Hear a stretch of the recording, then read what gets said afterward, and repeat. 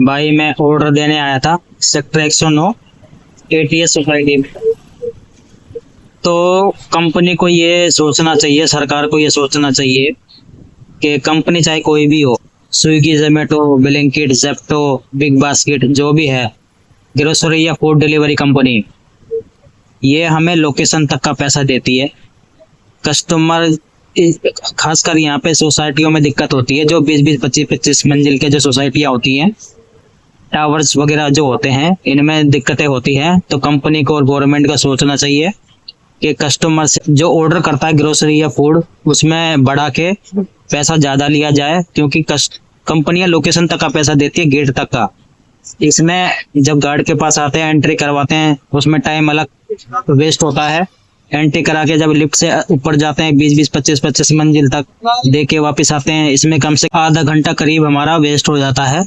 और कंपनियां जो दावा ठोकती है टारगेट के हिसाब से, क्योंकि कंपनियां सैलरी देती नहीं है, इसमें ऑर्डर फिक्स होते हैं। 12 ऑर्डर मारोगे तो 150 रुपये, और 20 ऑर्डर मारोगे तो 250 रुपये, ऐसे करके ये इंसेंटिव देती है। इसमें टारगेट पूरा करना पड़ता है। पर डे एक ऑर्डर मार के एक ऑर्डर हमें पड़ता है 45 रुपये, 35 रुपये 5 किलोमीटर के अंदर। और बाकी जो 8, 9, 12 किलोमीटर के हैं तो उसमें 7-8 रुपये एक्स्ट्रा कंपनी जोड़ देती है, तो उससे कुछ फर्क नहीं पड़ता। तो आपको एक बार ये सोसाइटी दिखा रहा हूँ पीछे, ये देखिए कितने मंजिल की है। कौन सी कंपनी की सोसाइटी है उससे मतलब नहीं है। हमारा मुद्दा ये है कि पे आउट को बढ़ाएं, या तो कस्टमर खुदा के गेट से लेके जाए, या फिर कस्टमर बोल दे गार्ड को दे दो, गार्ड अपना आप ऊपर पहुंचाएगा। उनकी जिम्मेदारी है। हमारा काम है पार्सल को, ग्रोसरी को गेट तक पहुंचाना। एक बार सोसाइटी देखो, ये आपको सोसाइटी दिख गई होगी। तो इसमें आप खुद ही सोचे, ऊपर नीचे आने का पैसा हमें कंपनी नहीं देती, ना ही कोई कस्टमर देता। कोई 100 में से 1-2 कस्टमर अच्छा मिलता है जो टिप दे देता है, लेकिन ज्यादातर कस्टमर बेकार ही मिलते हैं। तो आपको यही बताना था इस वीडियो के माध्यम से कि कंपनी को सोचना चाहिए, और खासकर जोमेटो को, ब्लिंकिट, बस, जितने भी ग्रोसरी कंपनियां, फूड कंपनियां हैं, तो इनको ऑर्डर में बढ़ोतरी करें, कस्टमर से ज़्यादा पैसा लें। अगर कस्टमर को सुविधा चाहिए, ऊपर तक अपना पर्सनल ऑर्डर चाहिए, पार्सल या ऑर्डर ऊपर तक अपना एड्रेस तक चाहिए, तो कस्टमर से ज़्यादा पैसा लिया जाए। इन सोसाइटियों से रूल इनके लिए नए लेके आए जाएं, और खासकर जो नॉर्मल घर होते हैं सेक्टरों में, उनके लिए रूल अलग होना चाहिए, इनके लिए रूल अलग होना चाहिए। इनसे उल्टा ज़्यादा पैसा लेना चाहिए। कंपनी कभी कभी ऐसे ऐसे एरिया में भेज देती है जहाँ पे मार्केट नहीं है, तो वापस जोन में जाना पड़ता है। काफ़ी ऐसे एरिया हैं जहाँ पे सर्विस अवेलेबल नहीं है, जहाँ पे मार्केट अवेलेबल नहीं है, ऐसे ऐसे एरिया में भेज देती है जहाँ पे नए टावर्स वगैरह, अपार्टमेंट सोसाइटी वगैरह बन रही है।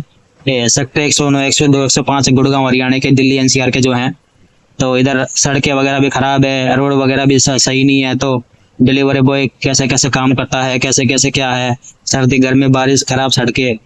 तो इसको सोचना चाहिए कंपनी को, सरकार को। कोई इसमें राइडर की सैलरी फिक्स नहीं होती है, पर डे ऑर्डर के हिसाब से काम करना पड़ता है, ये सबको पता है, ये कोई नई बात नहीं है। तो हालांकि यहाँ तक कि राइडर की सैलरी फिक्स करी जाए 25 से 30 हज़ार रुपये, और प्लस तेल, इन कंपनियों को, जब जाके राइडर इसमें सर्वाइव कर पाएगा, वरना ऐसे आते रहेंगे, ऐसे जाते रहेंगे। हालांकि ये अच्छा रहेगा कि सरकार को अपना फूड ऐप उतार देना चाहिए, जैसे भारत टैक्सी ऐप उतारा था, वैसे ही फूड ऐप या ग्रोसरी ऐप उतार देना चाहिए। और ये जो काम होना चाहिए सरकार के निगरानी में काम होना चाहिए, सरकार के बंदे बैठाने चाहिए, क्योंकि ये कंपनी अपना मुनाफा कमा रही है, खाली कस्टमरों को मुनाफा फायदा दे रही है, राइडर को कोई फायदा नहीं हो रहा है। तो जब सरकारी ऐप आ जाएंगे और जब ये कंपनियां बैन हो जाएगी, जब सरकारी ऐप में सारी सुविधा मिलेगी राइडर को, तो जय हिंद, जय भारत। फिर मिलते हैं आप।